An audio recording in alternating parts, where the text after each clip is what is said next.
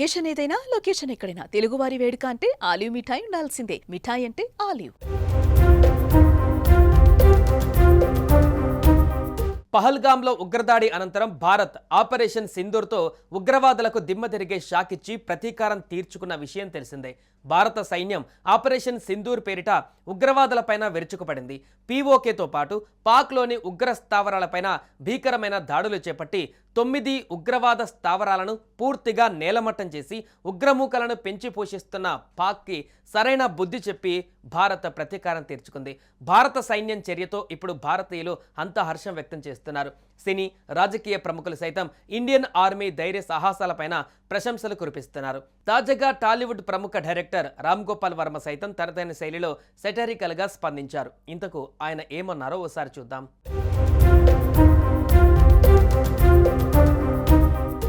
భారత వాయుసేన చేపట్టిన ఆపరేషన్ సింధూర్ పైన ఆర్జీవీ ట్విట్టర్ వేదికగా స్పందించారు.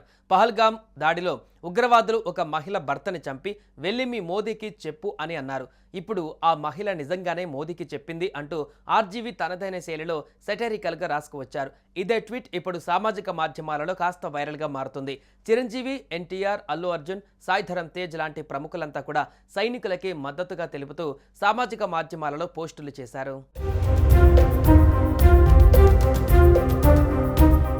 ఇదిలా ఉంటే ఆపరేషన్ సింధూర్ పేరుతో ఇండియన్ ఆర్మీ చేపట్టిన దాడిలో 100కు పైగా ఉగ్రవాదులు మరణించినట్లుగా తెలుస్తోంది. ఇక ప్రధానంగా ఈ ఆపరేషన్లో ఉగ్రవాది జైషే మహమ్మద్ కేంద్ర కార్యాలయం, రక్షణ కార్యాలయం లక్ష్యంగా జరగగా మసూద్ కుటుంబంలోని మొత్తం 14 మంది హతమైనట్లుగా వార్తలు వినిపిస్తున్నాయి. అయితే ఈ నేపథ్యంలోనే పాక్ ప్రధాని షహబాజ్ షరీఫ్ తీవ్ర ఆగ్రహం వ్యక్తం చేశారు.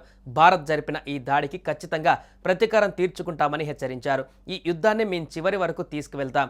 నా పాకిస్తానీ ప్రజలారా, మీ భద్రత కోసం మన సైన్యం, మన ప్రజలు, మనం ఎల్లప్పుడూ ఐక్యంగా ఉంటాం. ఉగ్రవాదం వల్ల పాకిస్తాన్ తీవ్రంగా నష్టపోయింది అని అన్నారు. దీంతో భారత్, పాకిస్తాన్ మధ్య యుద్ధ మేఘాలు కమ్ముకుంటున్నాయి. పహల్గామ్ ఉగ్రదాడికి ప్రతీకారమే లక్ష్యంగా ఇండియన్ ఆర్మీ వేగంగా అడుగులు వేస్తోంది.